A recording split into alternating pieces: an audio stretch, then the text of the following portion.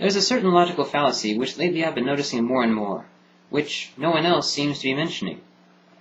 I have no doubt the professional philosopher or logician has a better name for it, but for this video I'm going to call it the disparity between statement and suggestion. Consider for a moment an advertisement I saw a few years ago. It had a photograph of a very lean, hard-bodied woman drawing a measuring tape around her waist. The caption below the photo read, "Detoxify your body." What is suggested here? One suggestion is that if you are any less hard-bodied, there is something wrong with you. Another is that if you have any body fat at all, it is due, at least in part, to body toxicity. The third suggestion I glean here is that the product being advertised will remove these toxins and help you to be as lean as she is. But all it's actually saying is detoxify your body. If it actually has all these effects, then why not just say so? Another good example is a car commercial I saw some time ago. Again, I don't remember exactly when, or what car it was for, but I recall one really nice shot with the car driving very fast toward the camera, with 4 or 5 jets airborne behind it, also flying toward the camera. Now, I'm paraphrasing here, but toward the end of the commercial the announcer said something to the effect of, when you hire aerospace engineers, they don't design just another car. I agree. A car designed by a team of aerospace engineers will no doubt be quite different from one designed by a team of automotive engineers. This is not something very far-fetched, not something difficult to believe, but does such actually describe the car in the commercial? If such is the case, then why not just say, this car was designed by aerospace engineers? If, on the other hand, such is not the case, then why even mention it? Why bring up aerospace engineers at all? The only reason I can conceive of is that the car was not actually designed by people who specialize in aircraft and spacecraft, but the marketers wanted the general public to believe it anyway.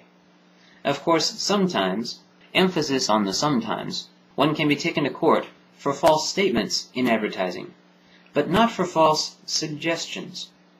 This, of course, raises the question, why would they want the public to believe this?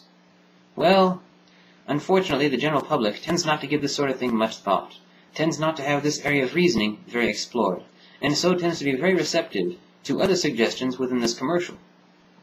For one, this commercial suggested that the car in question was designed by aerospace engineers. For another, this commercial made the insinuation that aerospace engineers are intrinsically more intelligent than automotive engineers. Thus, this commercial was planned to lead the public to the perception that this car is likely superior on that basis. If you cogitate about it, though, it's not long before other absurdities become apparent.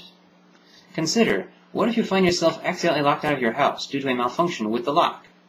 What do? You call a locksmith. If instead you call a plumber or an electrician, he or she is going to look at your situation and ask, why the hell did you call me? What am I supposed to do about this? This is not the plumber's or the electrician's area of expertise. If you have a twisted ankle, do you take it to an optometrist?